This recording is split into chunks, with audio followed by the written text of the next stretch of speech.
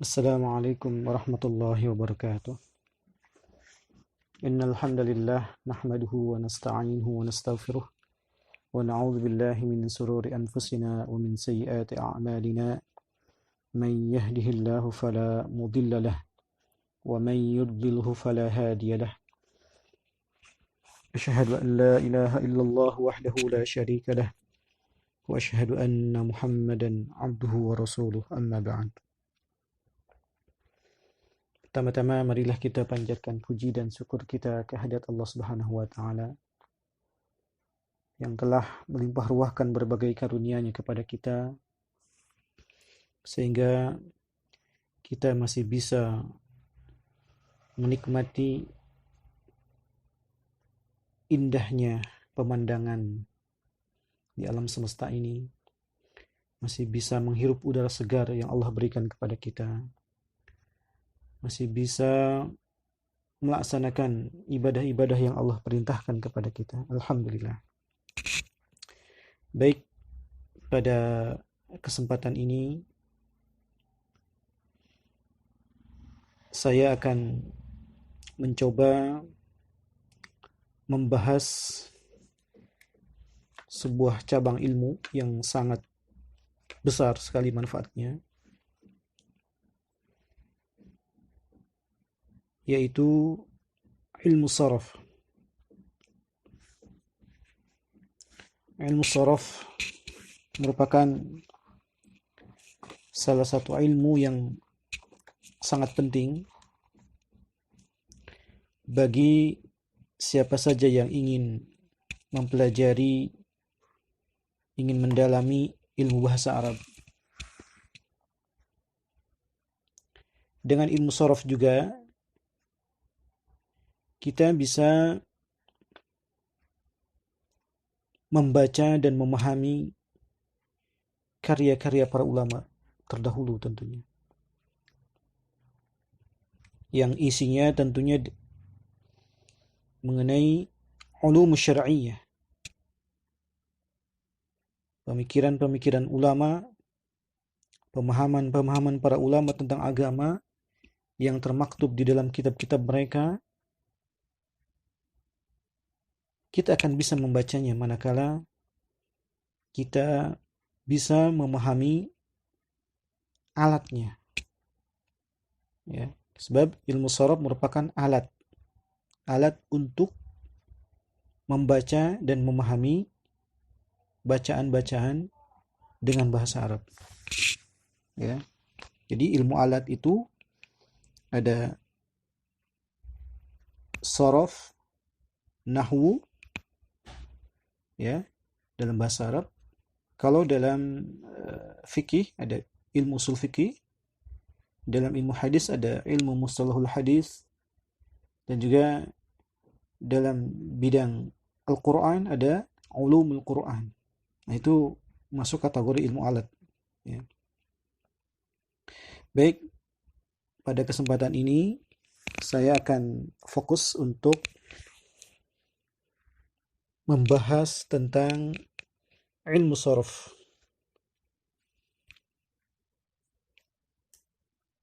mulai dari dasar-dasarnya sampai tingkatan yang lebih tinggi insyaallah ta'ala.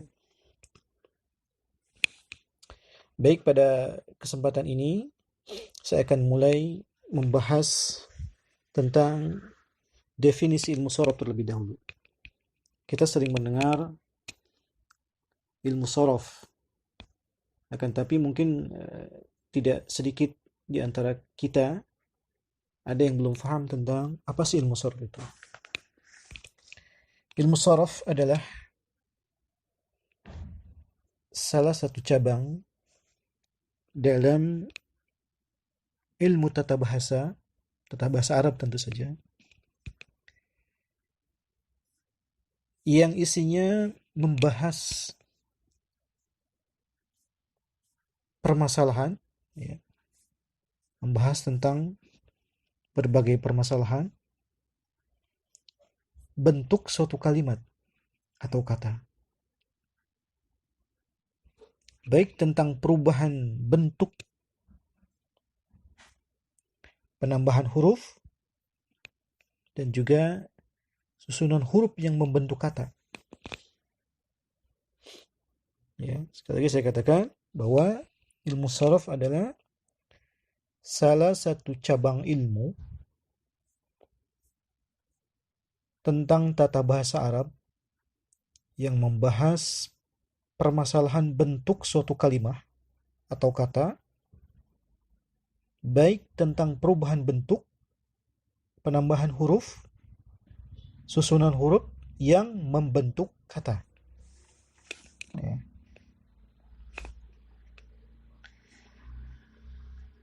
Rekan-rekan sekalian,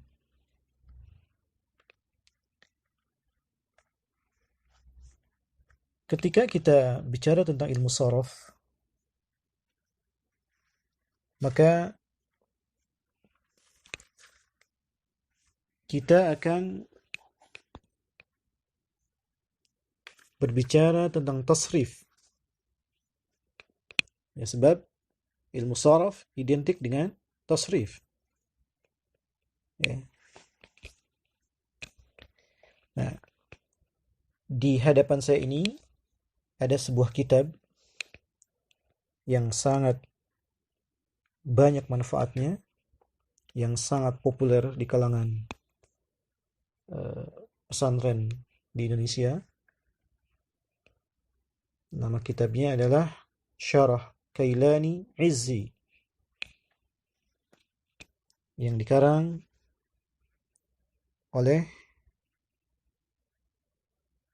salah seorang ulama besar yang ahli dalam bidang bahasa, dalam bidang lughah, yaitu Muhammad Ali Al-Kailani, Syekh Ali Al-Kailani. Ya, atau nama panjangnya adalah Syekh Abil Hasan Ali bin Hisham Al-Kailani. Beliau adalah pakar dalam bidang ilmu sharaf. Apa kata Syekh Kailani di dalam kitab ini? Beliau mengatakan bahwa i'lam anna at-tasrifa fil lughah at-taghyir. Ketahuilah bahwasanya tasrif secara bahasa adalah at-taghyir, merubah atau perubahan. Wa fi as-sina'ati tahwilul asli al-wahidi ila amthilatin mukhtalifatin lima'anin maqsudatin la tahsulu illa biha. Secara istilah, wa fi as-sina'ah bima'na ay istilah. Secara istilah, bahwa ilmu sharaf adalah, secara istilah, tasrif adalah tahwilul asli, merubah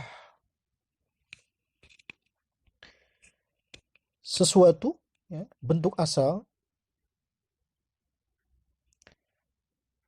kepada bentuk yang lain untuk mencapai arti yang dikehendaki. Ya. La tahsulu biha, la tahsulu illa biha. Yang hanya bisa dicapai dengan, kecuali dengan itu. Ya, kecuali dengan perubahan. Ya. Jadi sebuah makna yang kita kehendaki akan tercapai kecuali dengan adanya perubahan. Misalkan kata nasara, ya, nasara, maka ketika kita ingin menghendaki nasara artinya setelah menolong seorang laki-laki. Ketika kita ingin menghendaki pelakunya penolong, maka harus dirubah dulu kepada bentuk yang lainnya, yakni kepada isim fa'il tentu saja. Nasirun, nasara yansuru nasran fahuwa nasirun, wa dhaka mansurun unsur la tansur mansarun mansur. Seperti itu. Ya. Baik, rekan-rekan sekalian, setelah kita memahami definisi ilmu saraf, maka kita akan beralih ke pembahasan yang lainnya, yang merupakan pembahasan yang sangat mendasar dalam ilmu saraf, yaitu pembahasan materi tentang al-bina, bentuk atau struktur bangunan atau bangunan, ya, bangunan kata. Binaul kalimah, bangunan kata. Kalau ini bina, bangunan, yang dimaksud di sini adalah bentuk kata, ya, yang dipandang dari segi huruf asal dan tata letaknya. Ya. Jadi al-bina adalah bentuk kalimat yang dipandang dari segi huruf asal dan tata letaknya.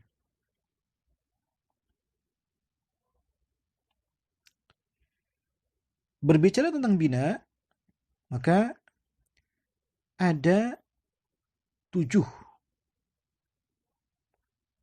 yang termasuk bina di dalam ilmu saraf.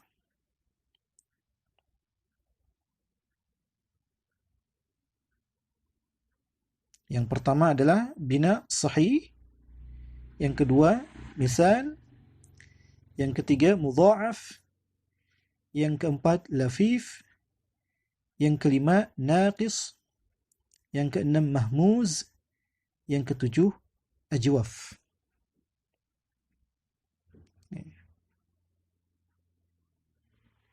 Insyaallah pada kesempatan ini saya akan menjabarkannya satu persatu. Apa yang maksud dengan bina sahih? Bina sahih adalah kata yang huruf asalnya tidak berupa huruf ilat.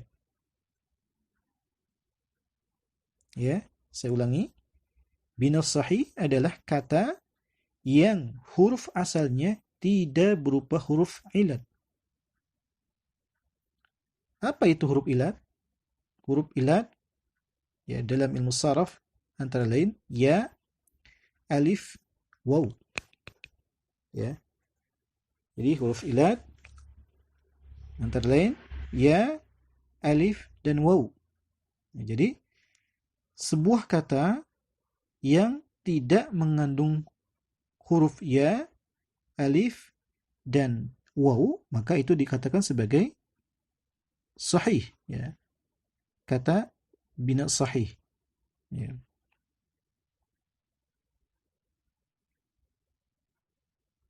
Kemudian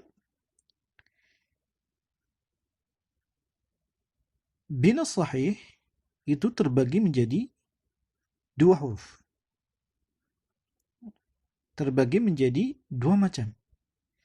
Yang pertama adalah sahih sulasi. Sahih sulasi adalah kata yang terdiri dari 3 huruf. Ya, sebuah kata yang terdiri dari 3 huruf. Contoh, kataba. Kataba. Kataba terdiri dari 3 huruf. Dan dia tidak mengandung huruf ilat. Maka dikatakan sebagai bina sahih sulasi. Kemudian yang berikutnya adalah bina sahih rubai. Bina sahih rubai adalah kata yang terdiri dari 4 huruf dan tidak mengandung huruf ilat. Ya. Jadi kata yang terdiri dari 4 huruf yang tidak mengandung huruf ilat. Contohnya adalah dahraja. Dahraja yang artinya menggelincirkan. Nah, ini merupakan fi'il sahih atau fi'il salim. Ya, jadi ternyata nama lain dari fi'il sahih adalah fi'il salim. Ya. Fi'il yang selamat dari huruf ilat. Ya. Fi'il yang tidak mengandung huruf ilat. Ya. Jadi dahraja merupakan fi'il sahih atau fi'il salim. Ya, karena dia tidak mengandung huruf ilat. Ya. Dan dahraja merupakan fi'il sahih rubai. Karena dia berjumlah 4 huruf, yaitu dal, ha, ra, jim. Baik, ini adalah pembahasan tentang bina sahih. Insyaallah pada materi selanjutnya saya akan lanjutkan pembahasan tentang misal, mudha'af, lafif, naqis, mahmuz dan ajwaf. Insyaallah ta'ala. Ya, mudah-mudahan apa yang saya sampaikan pada kesempatan kali ini bermanfaat. Saya ucapkan wabillahi taufiq wal hidayah. Assalamualaikum warahmatullahi wabarakatuh.